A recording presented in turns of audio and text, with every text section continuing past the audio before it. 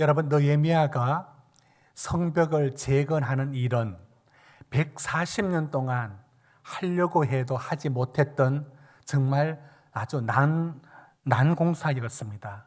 그건 공사가 난공사라기보다는 모든 여건이, 특별히 우리가 산발락, 도비야, 게셈이라고 말했던 이 사마리아 사람들 중심으로 도무지 일이 되지 않도록 너무나 많은 방해들이 있었습니다.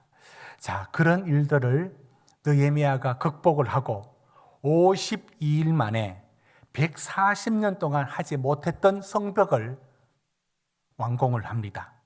이 공사를 다 마치게 되었다는 겁니다. 여러분, 이게 여러분 우리 말씀을 한번 보시면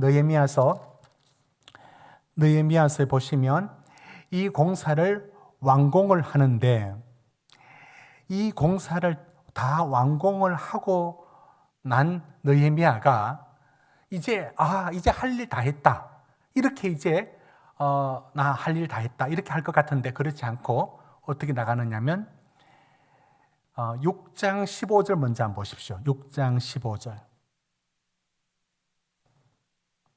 같이 읽습니다. 자, 느헤미야서 펼쳐놓고 6장 15절 시작. 성벽 역사가 52일 만에 엘루엘 25일에 끝남에.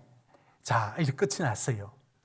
그런데 성벽을 재건했던 일들이 그렇게 아무나 할 수 없었던 일들이었지만 느헤미야의 리더십은 이걸 결코 해내고 맙니다. 결국 해내고 맙니다. 그런데 그 이후에도 보면은 계속 방해들이 있어 오지만 느헤미야가 다른 일을 합니다. 무슨 일을 하느냐면, 이제 모든 일을 다 마친 후에 7장 1절 한번 보십시오. 뭘 하느냐면 7장 1절 2절 우리 같이 읽습니다. 시작. 성벽이 건축됨에 문짝을 달고 문지기와 노래하는 자들과 레위 사람들을 세운 후에 내 아우 하나니와 영문에 관할 하나냐가 함께 예루살렘을 다스리게 하였는데, 하나냐는 충성스러운 사람이요 하나님을 경외함이 무리 중에 뛰어난 자라. 이렇게 마친 후에 무슨 일을 하느냐면, 이제 할 일 다 했다, 그게 아니라 느헤미야는 성벽을 짓는 일이 그가 페르시아에서 여기 올 때에 그의 할 첫 번째 일이었습니다. 그런데 그 일 다 했다고 나 이제 돌아갈까 하지 않고 뭘 세우려고 하느냐면, 이제는 레위 사람들 중에 사람을 세웁니다. 일꾼을 세웁니다. 뭐냐면 이제 하나님을 섬길 수 있는 사람들, 예배를 바르게 하기 위한 시스템을 만드는 일들을 하는 겁니다. 그게 이제 7장에 쭉 나온 이야기들이고, 결국 느헤미야가 갖고 있는 생각은 이겁니다. 성벽을 완공했습니다. 그러나 그게 완공이 아니라고 봅니다.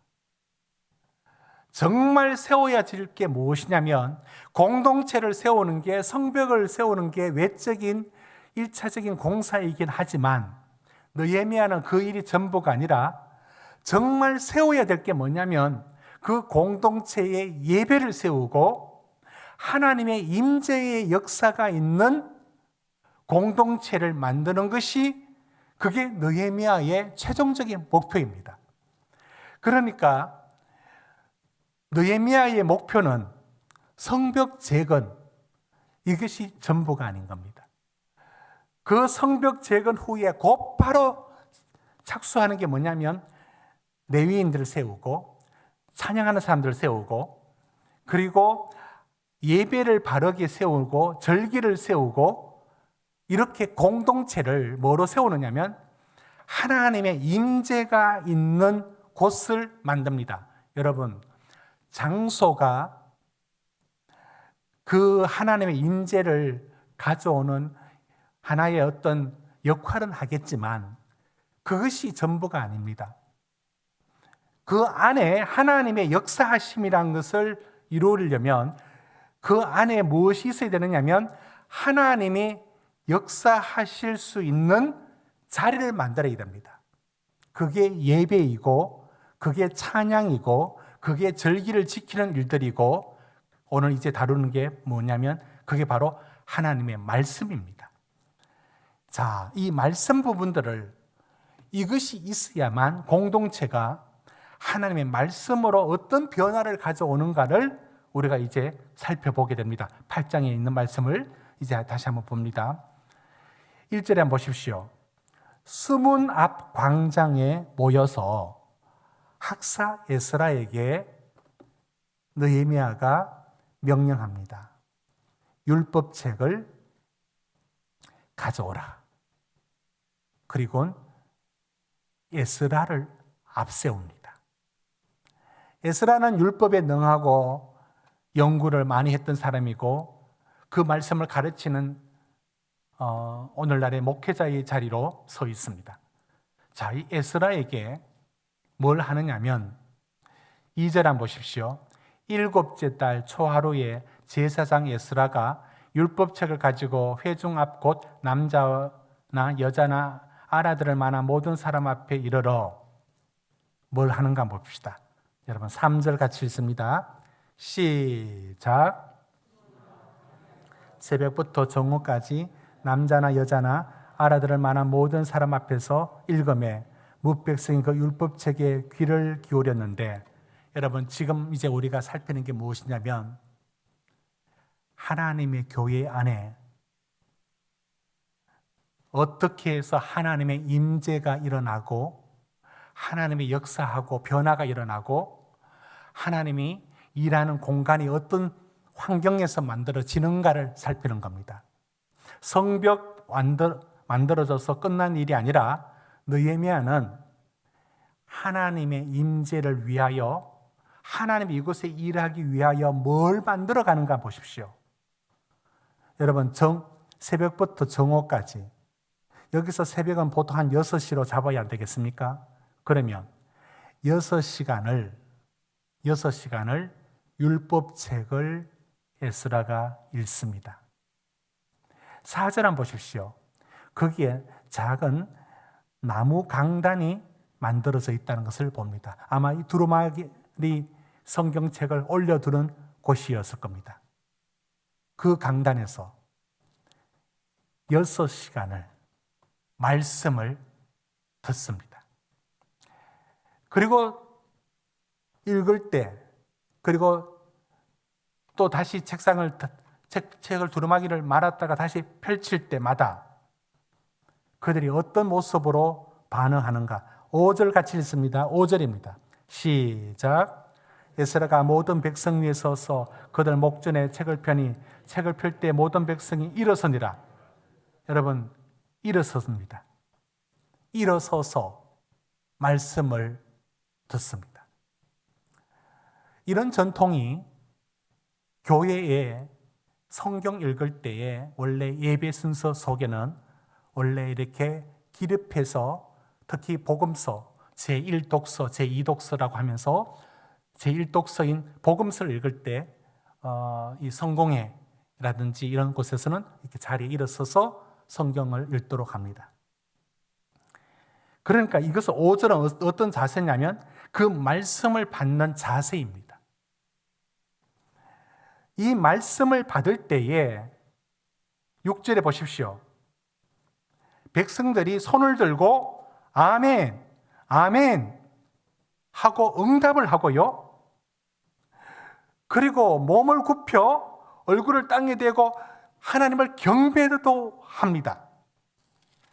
자, 이 일은 이후에 계속 진행되는데 여기서 무슨 일이 일어나는가 한번 볼까요?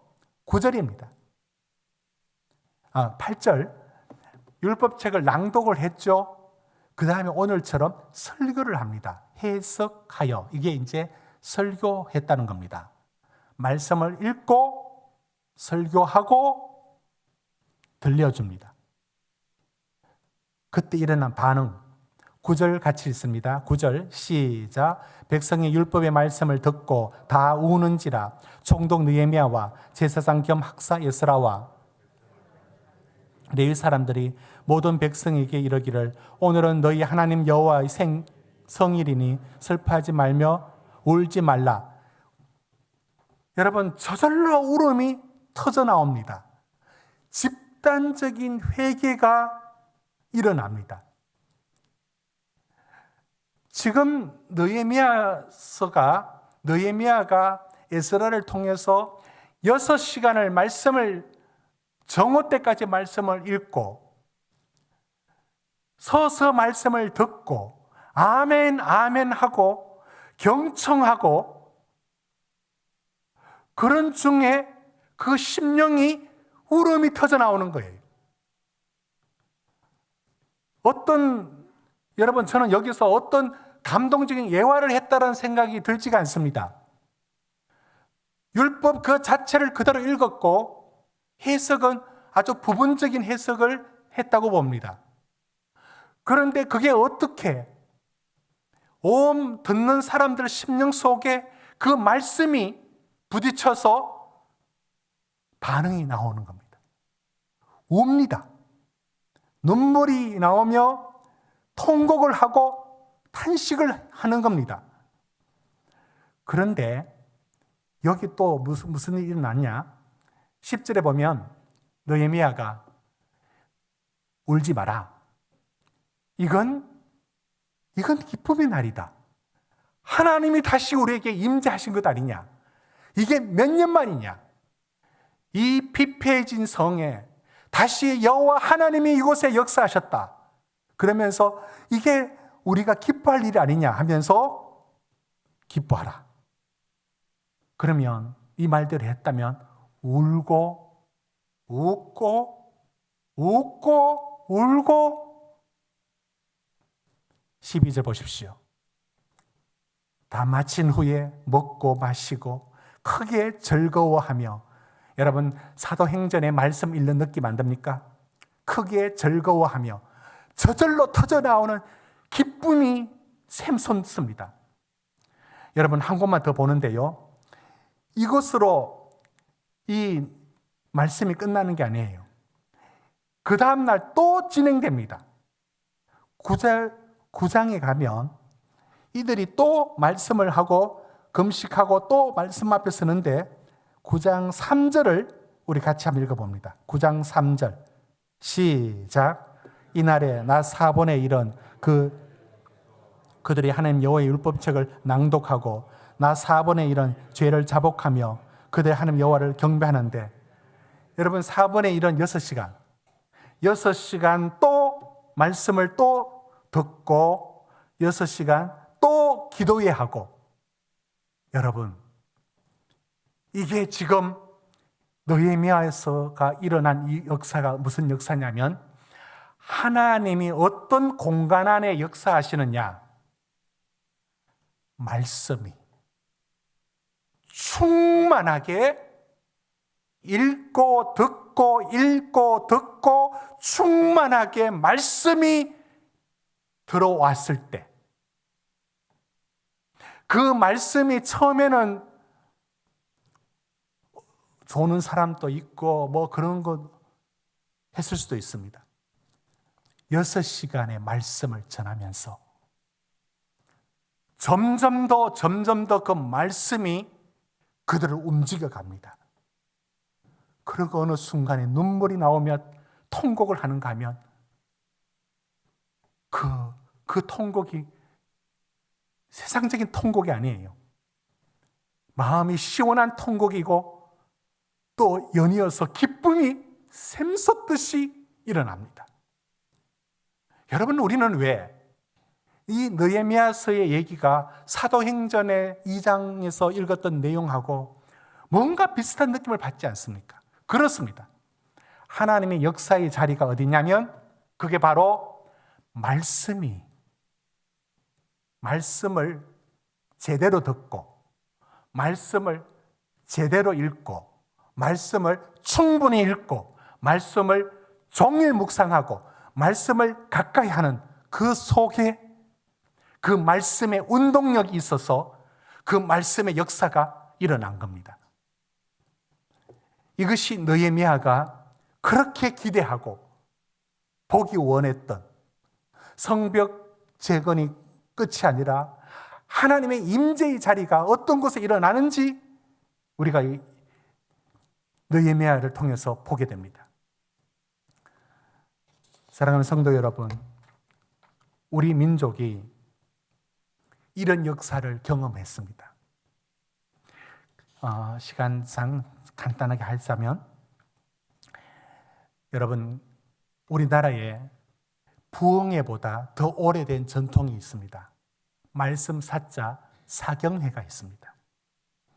이 사경회는 원래 시작될 때는 세문안교회 언더우드에 의해서 한 달간 그 사역하실 분들을 모아놓고 한 달간 말씀을, 성경을 가르쳤습니다.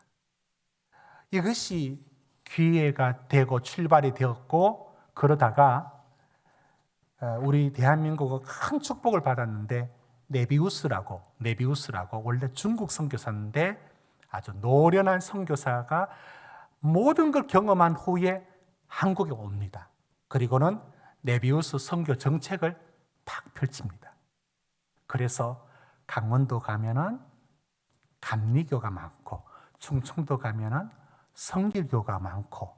왜 그런가? 그게 바로 네비우스가 선교 정책으로 지역을 다 나눠 가지고 하면서 그렇게 만들어졌어요. 아무튼 네비우스도 철저하게 그때 영수라고 하는 직책을 통해 가지고 성경 공부를 하게 했습니다. 말씀을 읽었습니다. 그때 사경회에 모이면 새벽에 4시에 일어나면 밤 10시까지 성경 말씀 그 자체를 읽고 가르치고 오전에 새벽 시간 따로 빼고 오전에 9시에서 10시 성경 공부, 45분 동안 기도회, 11시부터 12시 성경 공부, 또 점심 먹고 2시부터 3시 성경 공부. 이 말씀 사경의 전통이 있었습니다. 이 사경이 얼마나 많이 있었느냐면 1936년도에는 2334회 전국적으로 그만큼 많이 일어났습니다. 여러분, 우리 한국교회가 세계 유례 없는 급성장을 이루었던 때는 철저하게, 이게 축복입니다, 말씀이었어요. 이 성경책을 나눠주지 않았습니다. 판매했습니다. 책을 파는 사람이 따로 있었습니다. 책을 본인이 돈 벌어가지고 책을 사야 했습니다. 성경책 함부로 선물 주지도 않았습니다. 본인이 사도록 했습니다.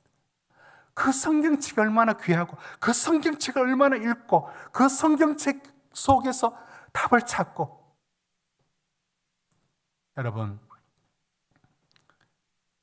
한국 교회가 다시 회복되어야 될 자리가 이겁니다. 우리는 왜 다른 데 길을 찾습니까? 우리는 충분히 하나님 말씀을 읽고 배우고 묵상하고, 읽고 배우고 묵상하고를 하지 않습니다.